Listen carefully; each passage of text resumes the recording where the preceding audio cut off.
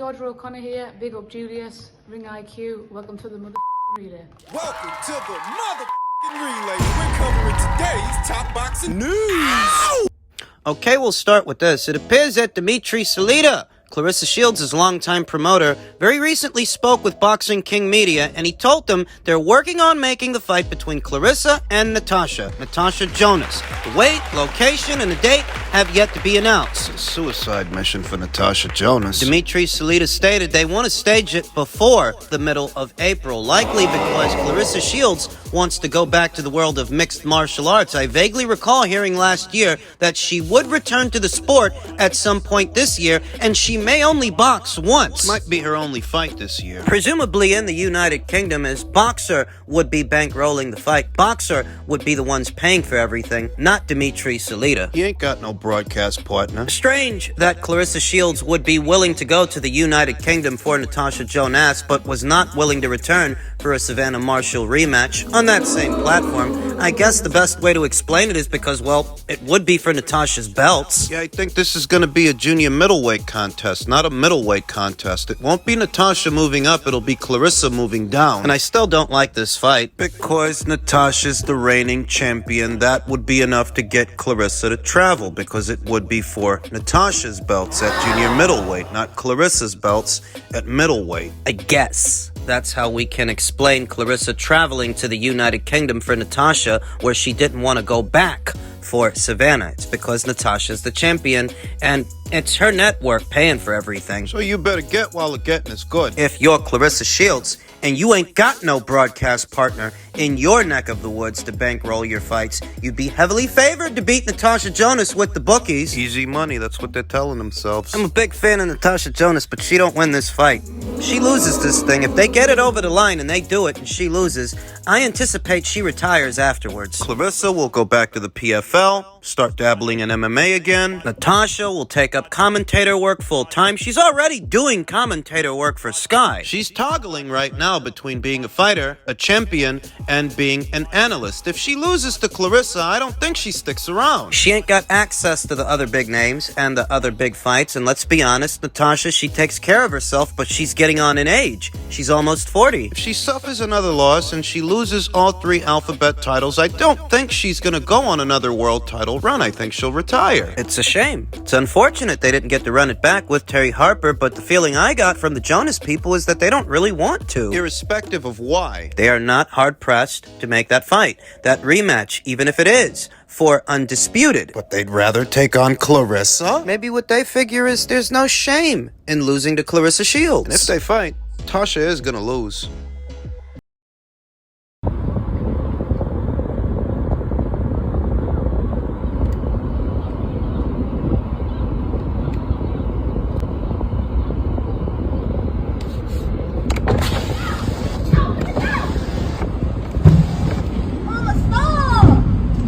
You in front of my house. You in front of my house. You in front of my house.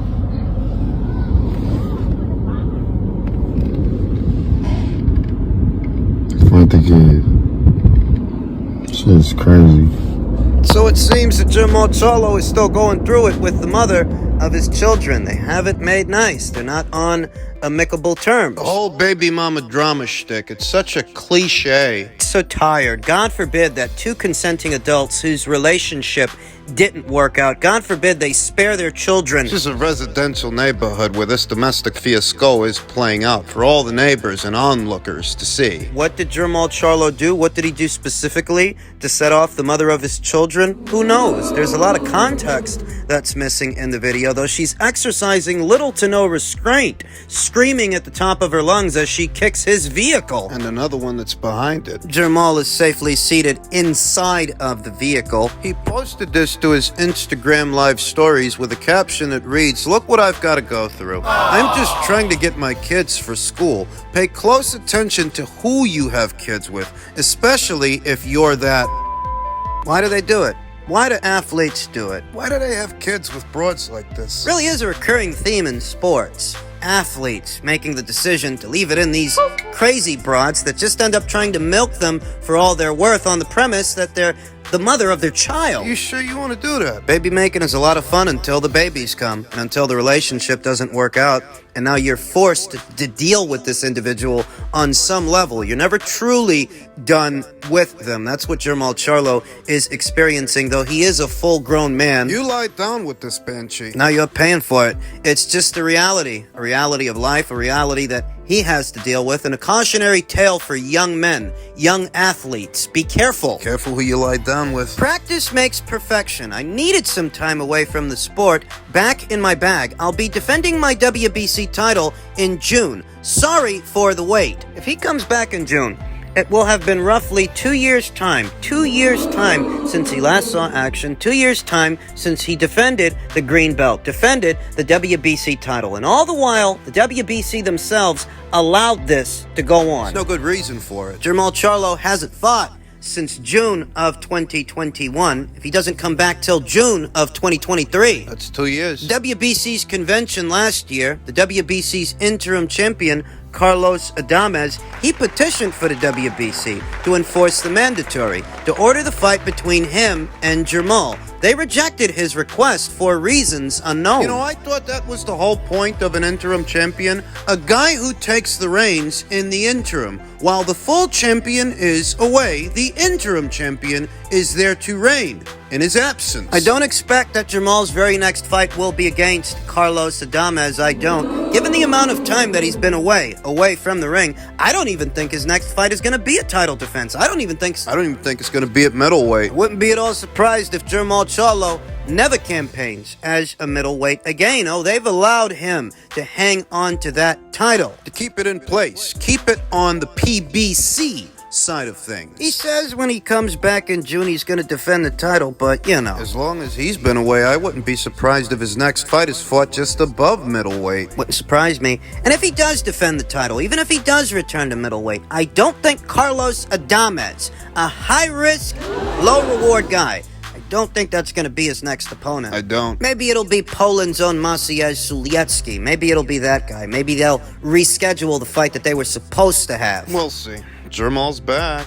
In men's super bantamweight news, the Japanese media is still in the news today, commenting on Jaron Boots Ennis' video in reference to the upcoming Inoue versus Fulton fight. Honestly, I think Fulton will beat Inoue, hands down. I feel that Inoue is too small a player. We cannot let such a small player win the belt. It's obvious to see that Jaron Ennis has a rooting interest in Stephen Fulton. The same rooting interest that the Japanese media and the Japanese fight fans might have in Naoya Inoue. Which is fine. It's that rooting interest that sells fights. It's that rooting interest that sells pay-per-views. Though when you're consulting a professional, when you're consulting a pugilist for their insights on a match, essentially what you want is an unbiased opinion. That's what you're shooting for. Though I reiterate, it's obvious that Jaron Ennis has a rooting interest in Stephen Fulton. They're from the same city. They fight under the same promotional banner. Thus, what you get from him isn't going to be analysis per se, evaluating both fighters equally. All he's going to tell you is who he wants to win the fight. Wishful thinking. It's not that it's wrong to give Stephen Fulton an edge here. You can give him an edge, but if you're going to give him an edge, let it be due to his boxing, not whether or not he lived down the street from you when you were kids, or whether or not you guys fight under the same promotional banner. Nobody cares. If the fight actually comes off, I want to give Stephen a lot of credit for going through with this, because he could have hid out on his side of the street the same way that many PBC fighters hide out on their side of the street. I think that win or lose, as a traveling champion, he deserves credit for doing that, because that's not what a lot of PBC fighters have done in the past. Gary Russell didn't want to do that when Eddie Hearn offered him $1 million to come to the United Kingdom and unify titles with Josh Warrington back when Josh was IBF featherweight champion. Gary turned the money down. So Stephen deserves some credit, at least more than a guy like Gary Russell, some other fighters. Though at the same time, Stephen's not doing anything that a lot of other foreign fighters haven't done. You know, fighters like Josh Taylor, who came to America, to Jose Ramirez's neck of the woods for the undisputed title fight. Stephen's not doing anything that they haven't done. He's not doing anything that Alexander Usyk hasn't done many times over, so there's something to be said about that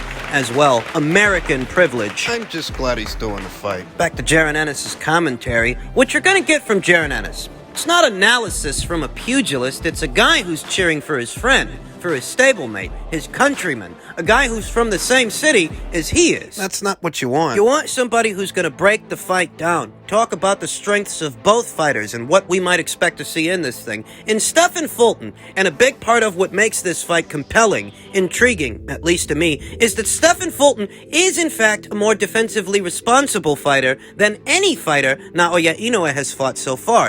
Defense is Stephen Fulton's speciality. Could that affect Naoya Inoue's ability to deliver his power shots, to deliver his punches? It might, because he's not going to have the same openings that he had in the Payano fight, or the Rodriguez fight, the Jamie McDonnell fight, the Donaire fights. Not gonna have the same openings. He might not. And tack on that Naoya Inoue is a characteristically efficient puncher, an economic puncher. He picks his punches. He doesn't just go out there winging shots. Not really a volume guy. Because he's not a volume guy, because he's characteristically economic, and because Stephen Fulton is characteristically defensively responsible, finding the openings could be hard for Naoya Inoue. And tack on that he is the naturally smaller guy moving up in weight. That Stephen may prove to be more durable than anybody that he's fought so far, because he's naturally bigger than anybody he's fought so far. So even if you do get through with one or two hard shots, one or two hard punches, what happens if he don't crumble how Payano crumbled and how Rodriguez crumbled? Can you put enough punches together to hurt this guy? And if you can't hurt this guy, what happens? Genuine question there as to whether or not Naoya Inoue's power will carry from 118 up to 122. Most people think that it will. Most people think that it can, because Naoya Inoue is a young fighter. I get that, I do. That he might feel more invigorated not having to cut down that extra 2 or 3 pounds to 118. These are bigger, more durable fighters at 122 than what he was dealing with at 118. Saw in the Paul Butler fight that a bit of movement can greatly offset Naoya Inoue's ability to land hard shots, land hard punches. Granted that he eventually got to the guy and he eventually stopped him, but it took a while. Though at the same time, taking that approach costed Paul Butler the vast majority of those rounds. So even if Stephen Fulton buys himself time by moving lateral to stay out of range of Naoya Inoue's punches, it could come at the cost of most of the rounds. It might. It's intriguing.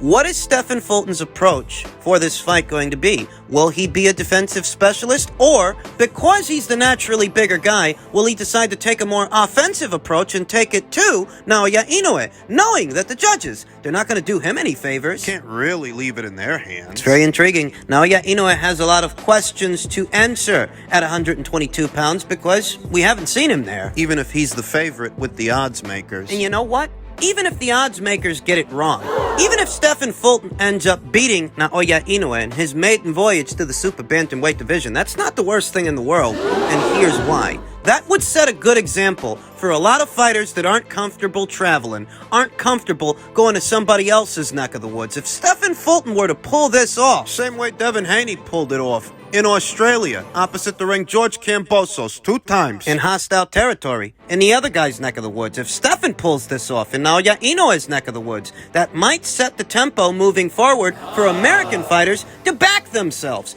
even if they have to travel. Don't be a chicken shit. If you believe in your boxing, back yourself, and it'll see you through, in your house or the other guys. Don't be a chicken shit. Mensch lightweight news per tweet from Michael Benson. Josh Taylor versus Teofimo Lopez is reportedly now close, quote unquote, to a done deal and being targeted for either May 27th or June 3rd at the Hibernian FC's Easter Road Stadium in Edinburgh. Josh Taylor's neck of the woods, Scotland. Come at this story from a lot of angles since news broke that these two guys might be facing each other. There's a feeling that the both of them jointly are cherry-picking the other, cherry-picking one another. That Josh Taylor, maybe he doesn't really like his chances against Jack Catterall. Teofimo seems more beatable based on how he looked in his last fight, and the same is true in reverse. But the Teofimo, Josh Taylor certainly seems more beatable than, say, Regis Prograis, more accessible than Alberto Puello, More accessible than the winner of Jeremias Ponce versus Subriel Matias for what is the still vacant IBF title. That for Teofimo, Josh Taylor seems more beatable, more accessible, and now is the best time to get him in the ring. The night of It will have been over a year's time since he last fought, and he's supposedly coming off an injury. The injury to his plantar fascia that prevented the Jack Catterall rematch from taking place. There's a lot of people that are starting to feel maybe this guy wasn't injured. Maybe all of that was baloney. Maybe he faked the injury because he knew the whole time they were going to move into this fight. He didn't really want to go back in there with Jack. Jack Catterall, who's set to be keeping busy in what is likely going to be a takeover fight on the undercard of Lawrence Okolie versus David Light. Lawrence Okolie's first fight under the Boxer banner, having migrated over from Matchroom. Jack's fighting in a takeover fight. Do you get the sense that maybe Josh Taylor, he looks at Teofimo Lopez as a takeover fight? Teofimo, who really hasn't faced the Sharks at 140 pounds. He's had 2 fights there. You think maybe Josh Taylor looks at him as a tune-up fight? He might. Teofimo's only had 2 fights as a 140-pound fighter. And in his last fight, opposite the ring of Southpaw, the same way that Josh Taylor's a Southpaw, he didn't look good. Josh Taylor's supposed to be breaking in a new trainer. At least he was supposed to be breaking in a new trainer for the Jack Catterall fight, what has fast become the Teofimo Lopez fight that They do seem to be moving really fast on that, aren't they? suspiciously fast. I'm not complaining. I like the fight, and Cat Catterall, he's not going anywhere. He'll still be there for the winner of the match. They can schedule a fight between Jack and the winner later on this year. Maybe Josh Taylor wanted a tune-up fight ahead of that Jack Catterall rematch. To shake off the cobwebs, shake off the ring rust, and break in a new trainer. Maybe that's what Josh wanted with Teofimo. Maybe what he wanted was an easier path to a world title than, say, a Regis Prograis or somebody else. The question as to whether or not Josh Taylor can even keep making 140 pounds healthy. Has he officially outgrown the division? Is his body breaking down, and that's why he's been so injury-prone